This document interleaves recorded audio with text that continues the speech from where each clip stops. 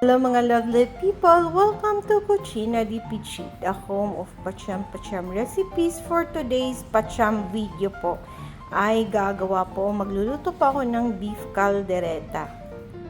So while nag-start na akong mag-shoot, iniisip ko, ito lang ba talaga yung ingredients? Anyway, meron pa ako 1 kilong baka dito. Pinaghalo ko po yan, laman at saka may buto-buto po yan sa ilalim. So half-half po. Tapos, syempre, yung mga aromatics natin. Meron akong chopped garlic, sliced na red onion, and then yung green and red bell pepper. Tapos, 1 cube na beef cube. Tapos, hintay, syempre, yung patatas at saka carrots. Ganyan lang. Ano ba tawag dyan? Cube, dice, basta yan na yun. Liver spread, syempre. And then, tomato sauce. Tapos, tomato paste.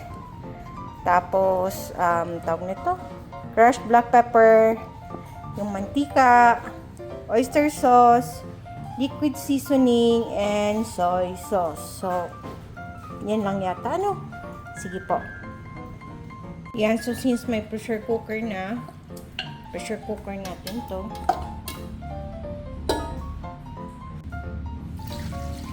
Tubig.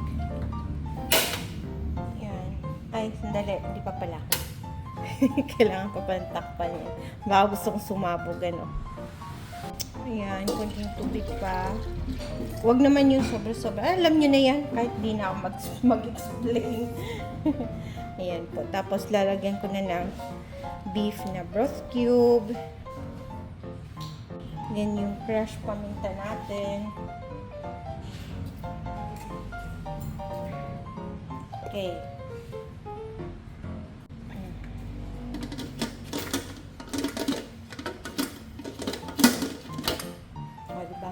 Halatang di sanay. Ayan siya. So, mga 1 oras yan. Kasi, nakita ko kanina masyadong dark yung baka. Yan. So, while palalambutin natin yung karne, pwede ko nang gulat-gulatin yung patatas, carrots, at saka yung bell pepper.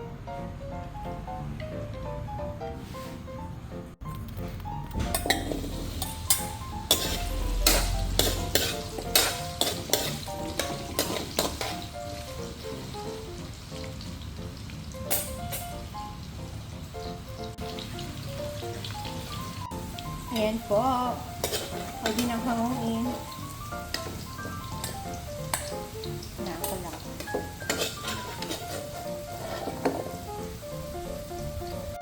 Diliman na po. Maulan kasi. Bell pepper naman.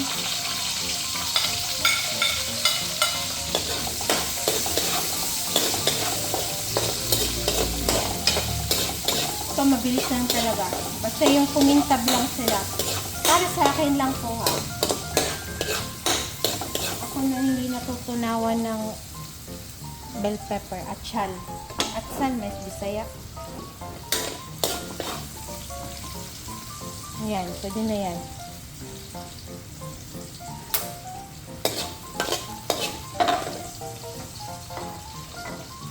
Ayan ko lang din.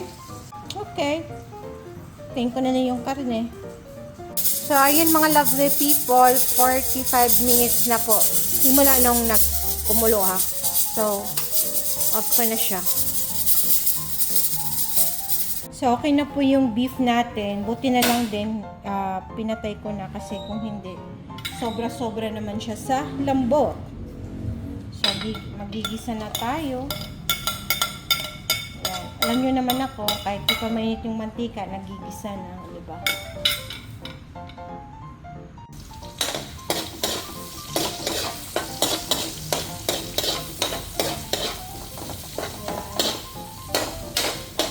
Tapos maya-maya, pag okay na yan sila, lagay ko na rin yung liver spread. Ito paste pala muna. Diba? Natuto na rin akong gumamit ng tomato paste.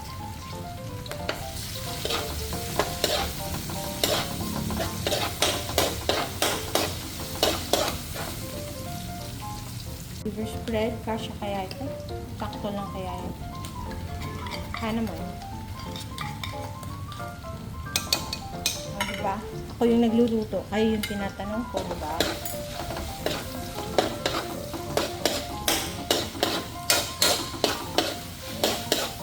Tapos ngayon, lalagay ko dyan yung karne na kasama ko yung sabaw.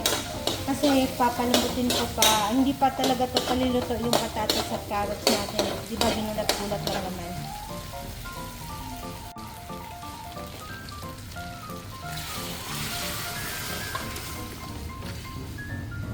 Ngayon, parang dami namang sabaw. Yung patatas.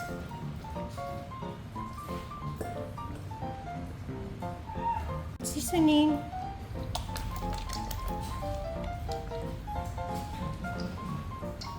Soy sauce. Soy sauce.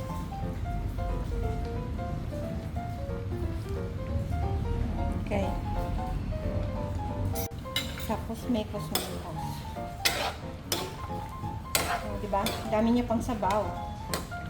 Ano ba iyan?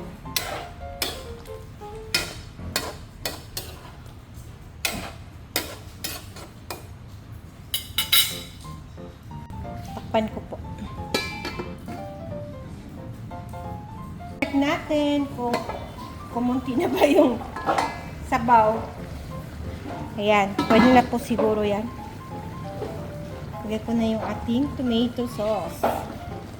Oh. Hindi po lagang baka ito mga lovely people. Parang halfway. Bahala kayo dyan. Oh. Kami naman kakain eh. Pumalpak man yan. Okay lang po. Oh, inaano ba ako? Ayan. So, mga another 10 minutes pa.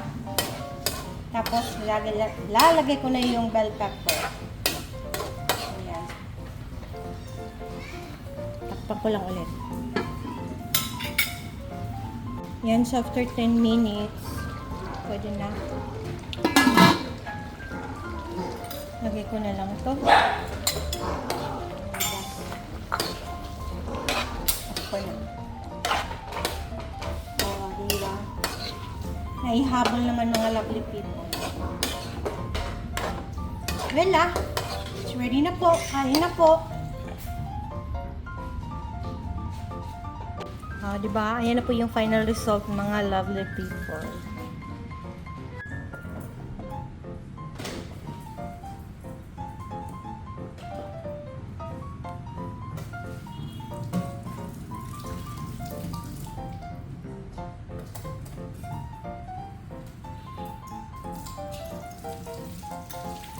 Hello mga lovely people! So, it's Tiki Man time.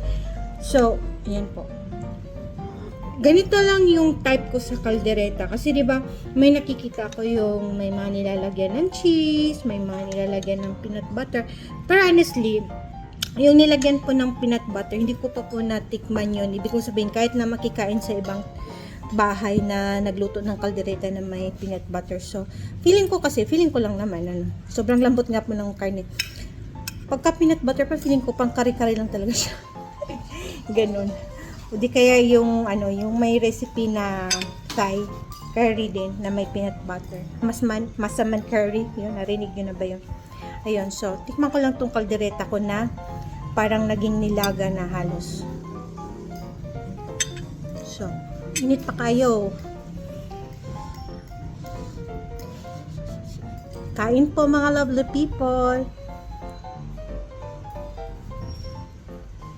Matagal ko may subo kasi nga mainit pa.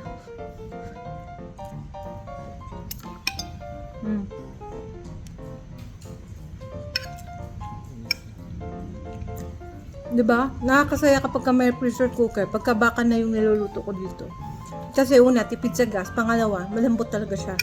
Kahit yung mga buto-buto. Tapos masarap kasi yung kaldereta na may buto-buto. Hinaluan ko lang ng puro laman para dito sa amo ko.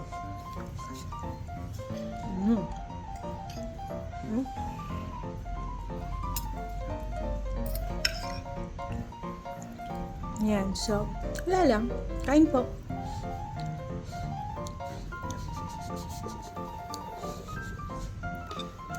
Ako lang ba o kayo din, meron din iba sa inyo dyan na hindi nakalalasahan yung kinakain kapag masyadong mainit.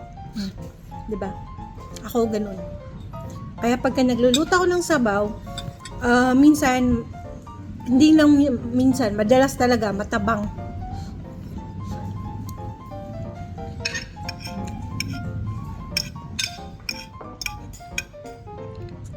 Grabe, parang siyang butter sa lambot.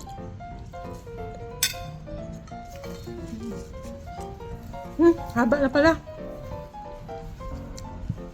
Anyway, thank you. God bless. Keep safe. Hanggang susunod po. Dito lang sa Cucina di PJ daw. Mapasyam recipes. Enjoy cooking. Ciao!